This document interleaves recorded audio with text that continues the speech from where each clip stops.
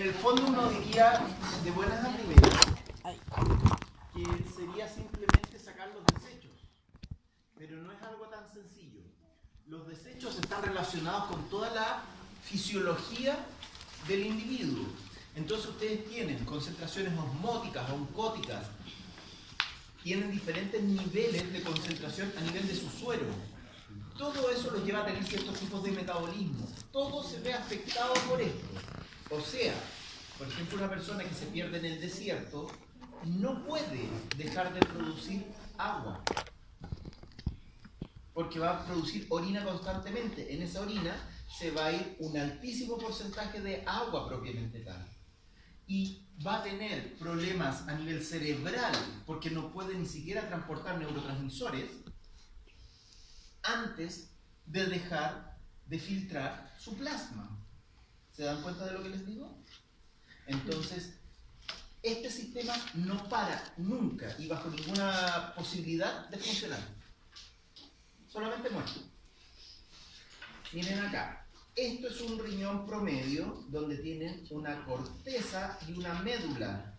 Y debajo están los cálices. ¿Se acuerdan que yo les decía estas cosas que parecen como pirámides? Sí. Y miren cómo encajan en estas cosas como embudos. Entonces, el metanefro, que es lo que hablamos antes, tenía todo a un solo nivel. Una vez que se nace, estas estructuras se separan. Casi siempre los riñones embrionarios o fetales son lobulados. Y después, al momento de crecer y separarse, dejan de serlo y se vuelven lisos. En general estamos hablando, ¿cierto? Porque igual hay algunas especies de rumiantes que mantienen. ¿Logran ver la diferencia de coloración? Sí. Es lo mismo que verían en un corte histológico. Y aquí tienen justamente la nefrona tipo, que siempre está bastante asociado a la parte vascular. Pero miren esto, filtración de sangre en general, o de plasma más específicamente.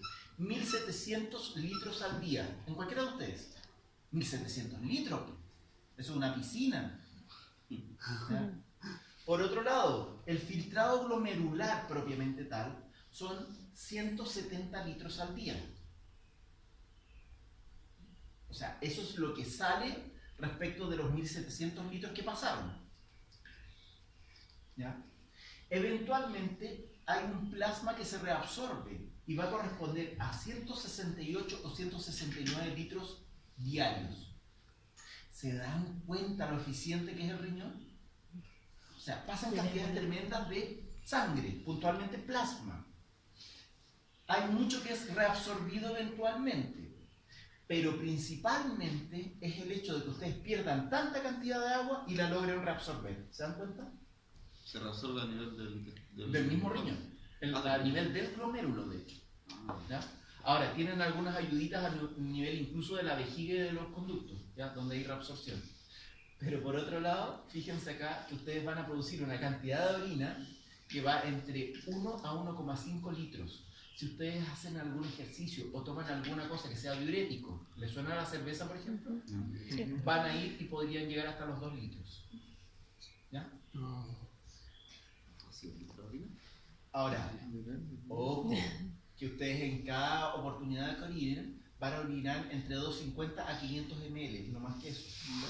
¿Ya? Porque su vejiga no va para más. Ahora una cosa, ustedes cuando ya tienen una necesidad imperiosa de ir al baño, así de hacer pipí o de miccionar más bien, es porque ustedes están llegando recién a la mitad de su vejiga.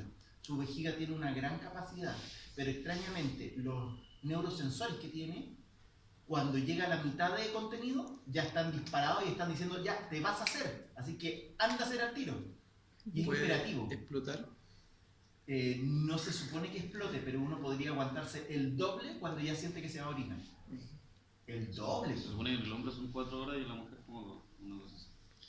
Bueno, y además que nosotros tenemos 2 esfínteres y ellas tienen 1. Entonces, por lo mismo, es que, bueno, ustedes ya se dieron cuenta, yo durante el semestre regularmente, sin decir ni pío, las mujeres vayan al baño. Los hombres, oye, pero ¿cómo? Ahora, fíjense en un detallito. Acá tienen la parte de la corteza y acá tienen la parte de la médula. La parte de la corteza va a estar gran parte de la nefrona en la forma del ovillo glomerular, de los túbulos contorneados proximal y distal que se vuelven a unir acá, pero asa de Henle y túbulo colector van a estar a nivel de la médula. Y esto es el área cribosa que yo les decía, donde ustedes van a tener todo este recorrido, donde acá se junta justamente la parte vascular y urinaria, para lograr sacar los desechos que van a hacer todo este recorrido, en el cual primero se saca todo lo que se pueda, y después se reabsorbe todo lo de líquido que se pueda. Y después cae la gotita de orina. Pero de repente hay lo que se llaman los rayos medulares que están entre las pirámides. Y se fijan acá que se ve como un caminito, como una autopista llena de vías, como rayitas, ¿cierto? Esto es un glomérulo, una cápsula de Baumann. Acá tienen justamente una cantidad de túbulos colectores más o menos grandota. Y cuando ustedes hacen un corte transversal a eso, lo van a ver como esto. De nuevo, glomérulos. Pero miren esto. Se forman como turritos, como paquetes de fideos que van a ir justamente hacia el extremo de lo que sería la pirámide renal. Y aquí tienen la estructura básica. Ojo, la sangre se ve en color amarillento, medio naranja. ¿Ya? Entonces, fíjense cómo a este nivel ustedes tienen el ingreso y egreso de sangre. Y a través de estos capilares van a tener un capilar fenestrado. ¿Se acuerdan lo que era fenestra? El ventana. Más que cosa, bien me parece. Con grafito. Entonces, ojo acá, cómo pueden salir potencialmente grandes partículas. Pero ¿por qué no sale todo de inmediato? Lo que pasa es que quiero que se fijen ahí encimita que hay unas cositas, unas células como con forma de pulpo. Una cosa cabezona que tiene unas salientes como deditos y están así enlazados. ¿Ya? Entonces, vamos a ir viendo. ¿Se fijan acá que se ve una estructura y tiene como pelitos por los lados? Ya. Entonces yo quiero que piensen como si ustedes fueran uno de estos capilares y de repente lo que va a suceder es que todo fuera como un acuario, todo lleno de líquido. Esto es plasma. Entonces este plasma dichoso lo que tiene que hacer es arrastrar los desechos nitrogenados hacia el exterior a través de estas ventanas. Pero el problema está que dentro de todo este plasma van a haber cosas que son necesarias. Como por ejemplo, supongamos que su colega fuera una proteína. Los desechos nitrogenados van a ser las sillas. Pero vamos a tener también glóbulos rojos, qué sé yo, diferentes tipos de nutrientes, electrolitos y así sucesivamente. Cuando yo abro esta escotilla, que son como esos pelitos que les decía recién, va a salir como un tsunami todo este sector. Entonces vamos a perder como la mitad de la cantidad de cosas que nosotros necesitamos. Y estas, en la medida en que van pasando por diferentes conductos, van a ir siendo pesquisados y rescatados de este ultrafiltrado glomerular. Entonces, para eso, cuando se percibe de diferentes formas moleculares que viene un desecho nitrogenado, va a estar esta manguerita con un agujerito y encima una especie como de dedito. Se va a abrir, igual como que yo abriera la puerta acá. Va a salir una ola gigante que va a arrastrar muchas cosas. Pero en la medida en que se sabe que salió, se va a cerrar rápidamente, lo más rápido que pueda. Va a cerrarse. Y acá van a haber menos sustancia, pero por fuera hay muchas cosas que tienen que ser recuperadas. Y eso va a ir siendo pesquisado en estos sectores. Entonces, cuando se levanta uno de estos pelitos, que son de unas células muy específicas que tienen un nombre chistoso que se llaman podocitos. Ese nombre tiene mucho, hace referencia a que tienen deditos o patitas. Podo. Entonces, en este sector de la cápsula de Baumann, que se llama espacio de Baumann, se va a liberar un ultrafiltrado glomerular. Ese ultrafiltrado es el que tiene de todo. Pero empieza a pasar por los conductos y miren acá este aumento de superficie en base a microvellosidades tremendamente grandes que van a ser el túbulo contorneado proximal. Ese aumento de superficie es justamente para empezar activamente a pesquisar todo lo que se haya escapado que no tenía que escaparse. Van a dar una tremenda vuelta por todo lo que ya habíamos descrito anteriormente, que era este sistema de conductos. Y al llegar a este túbulo colector, se supone que ya estaría relativamente filtrado la gran mayoría. Solamente quedarían cantidades más o menos grandotas de agua. Pero miren acá, sale por acá, pero se va a dar una tremenda vuelta y acá está el túbulo contorneado distal, que sería esto mismo, túbulo contorneado distal. Quiero que miren un poco la imagen, necesito que la miren. Se dan cuenta que hay un montón de conductos que se ven bien intensos en coloración, con células grandotas, y aquí se ve bastante grisáceo, como si estuviera cochino el interior. No se ve un lumen claramente. Se ve como si fuese un escombro, una pelusa o no sé, qué sé yo. ¿Ya? Estos son los túbulos contorneados proximales, porque tienen microvellosidades. Pero los distales, ¿ven acá microvellosidades? No. No. Quiero que miren la imagen. Logran ver este, por ejemplo, que se ve mucho más tenue en coloración y no se ve nada en su lumen, o este de acá, o este de acá.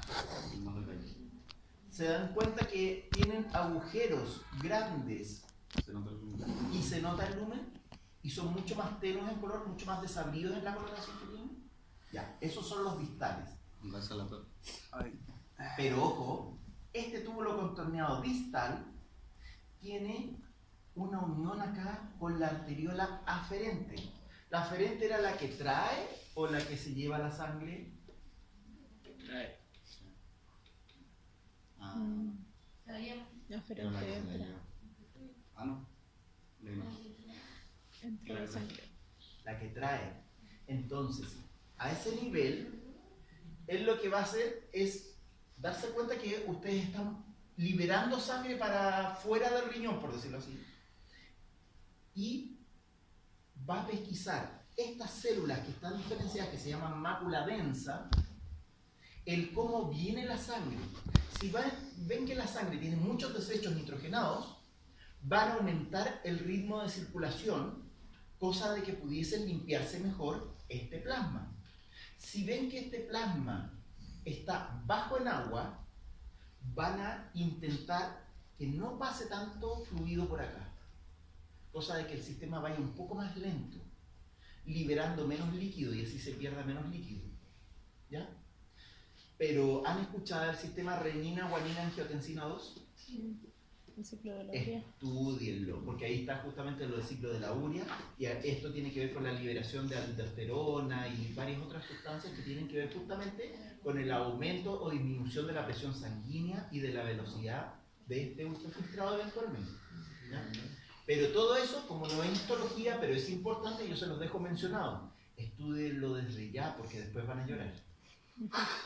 Cuesta, sobre todo para el manejo de lo que son los sueros, sueroterapia, es del terror esa cuestión, tienen que entenderlo desde una primera instancia, así que vayan estudiándolos sistemáticamente, tranquilamente, cada vez creciendo, incluso hasta en Facebook hay algunos monos animados que los enseñan bastante bien, pero acuérdense que eso no lo pueden contestar en las pruebas, sirve para entenderlo, pero tienen que saber los contenidos.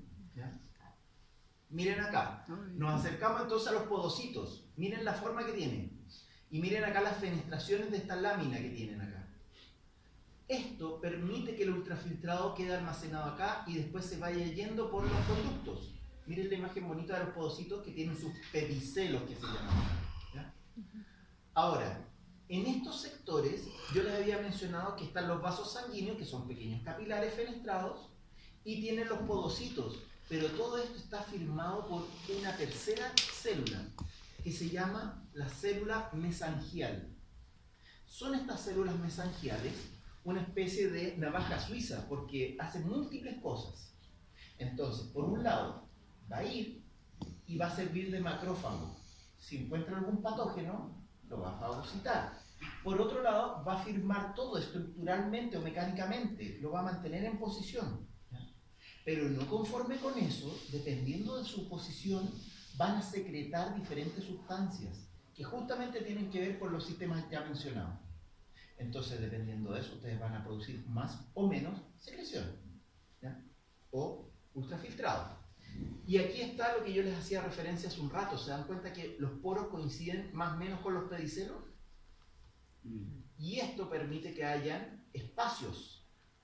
Y esos espacios van a crear esta suerte de posibilidad de intercambio. Pero el asunto es que si se produce la filtración y se liberan cantidades grandes de líquido, esto se tiene que controlar a nivel de la mácula densa, donde entre otras cosas participan células mesangiales. Y miren acá, hay unas intraglomerulares y otras extraglomerulares. Y acá está la mácula densa junto con unas células yuxtaglomerulares. Todo este juego van a producir que se pueda o cerrar un poco o abrir un poco estos vasos sanguíneos. ¿Ya? Bueno, ahí está explicado uno a uno. Pero miren acá, vamos a observar que justamente en este sector es el de importancia para lo que ya habíamos dicho. No les voy a hablar más, ni les voy a dar más la larga con esto, así que nos vamos al otro. Túbulo contorneado proximal. El proximal es el que tiene las microvellosidades, y estas microvellosidades son microvellosidades muy altas, pero lo que hacen es tener un lumen que se ve como medio sucio. ¿Se dan cuenta? Se ve como con estorbos, a diferencia de otro que se ve totalmente lisito en su interior. Vamos viendo, el asa de Henle es una estructura que da una tremenda vuelta y vuelve a subir, pero esta tiene bombas de sodio y potasio, donde va a reabsorber cantidades más o menos importantes, pero gastando energía. Miren acá cómo se ve un epitelio plano simple, pero ojo, este epitelio plano simple también se puede confundir con diferentes vasos sanguíneos como se observa acá. Entonces es muy difícil de decidir uno y otro. El túbulo contorneado distal, por su parte, quiero que se fijen acá en estos lúmenes. Eso o esto, incluso este. Son más claritos de constitución, células más pequeñas comparadas con el otro, pero un lumen que está limpiecito. Y eso es lo importante. Miren, solamente reabsorbe un 14% de agua, pero está principalmente abocado a la reabsorción de sodio. ¿Logran ver la diferencia acá? Túbulo contorneado distal, túbulo contorneado proximal. Miren el lumen, que acá ni se ve, y miren el lumen de esta. Miren los tamaños de una célula y otra. Sin embargo, esto es la parte de la médula renal, donde se ven células grandotas que tienen que ver con los túbulos colectores, y entre medio vasos sanguíneos y asas de Henle que pasan casi desapercibidos frente a estos monstruos grandotes que desembocan sucesivamente para crear conductos más grandes que tienen que ver con los túbulos colectores. Aquí, miren, un detalle extraño, tienen flagelos. Lo que pasa es que estas estructuras, imagínense más o menos un hervidor que guarda sarro. Lo mismo va a pasar acá. Si les da un episodio febril o hacen ejercicio abundante sin consumir líquido, resulta que eventualmente van a dejar depositados cristales en la superficie, sobre todo de lo que son los loops de las asas de Henle, que son delgaditas.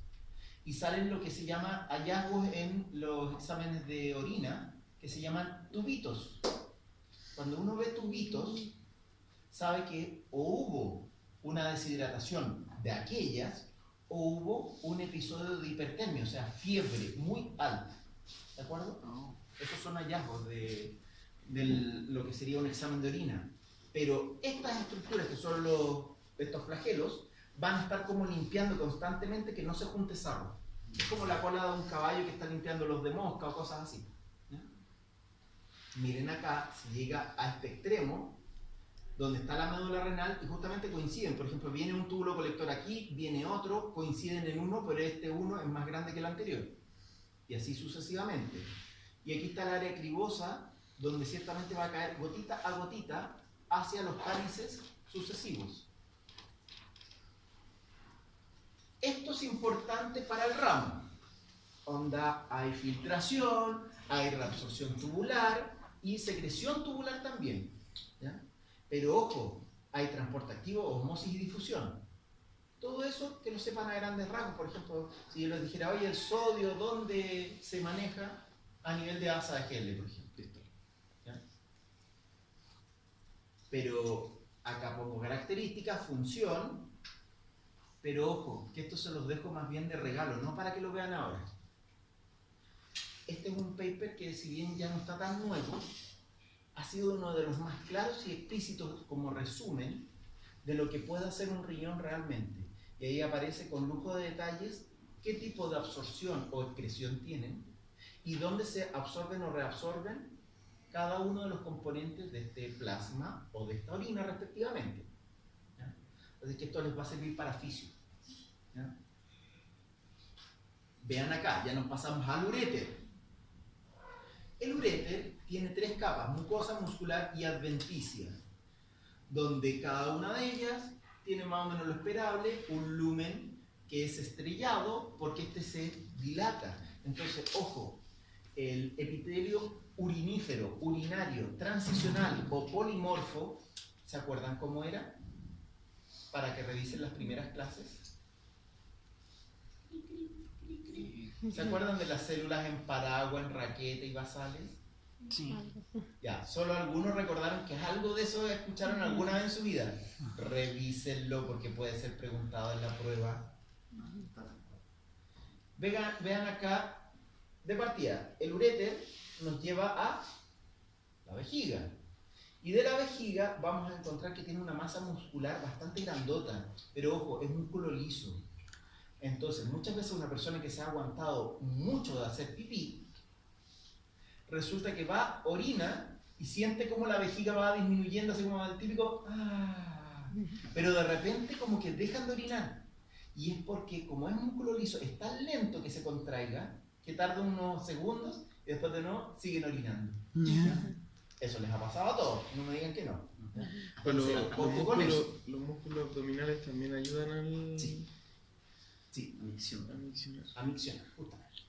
Entonces, fíjense acá que hay mucha musculatura lisa y de nuevo, el epitelio es el urinífero. Ahora, a este nivel se supone que no pasa mucho líquido, pero igual hay una cierta reabsorción entre el 1 al 2% de la orina, sobre todo a nivel de líquido tisular estamos hablando. Entonces, desde esa perspectiva, cuando ustedes van a orinar en la mañana, es una orina mucho más densa que la orina de la noche. ¿Se dan cuenta? Y aquí está, para que no anden buscando por todos lados, de nuevo el epitelio urinario, urotelio, polimorfo o de transición, con todos los sinónimos y todas las partes que tendrían que recordar. ¿Vamos? Ok. Y con esto, sí o sí, se termina el curso. ¿Ya? Ahora solamente los voy a torturar. Cangrejos toba, son de Japón. Son ¿Son lindos. blancos? Tienen esos ¿Tienen colores y sal? tienen una carita feliz tal cual. Ah, yo pensé que lo habían hecho. Yo también. No es sal pegada encima. No es sal. Mitología. Es la misma especie. Sí, La especie es así. la mexicana. Sí, pues, Oh, especial. qué lindo. Sí, por eso me acuerdo de cangrejos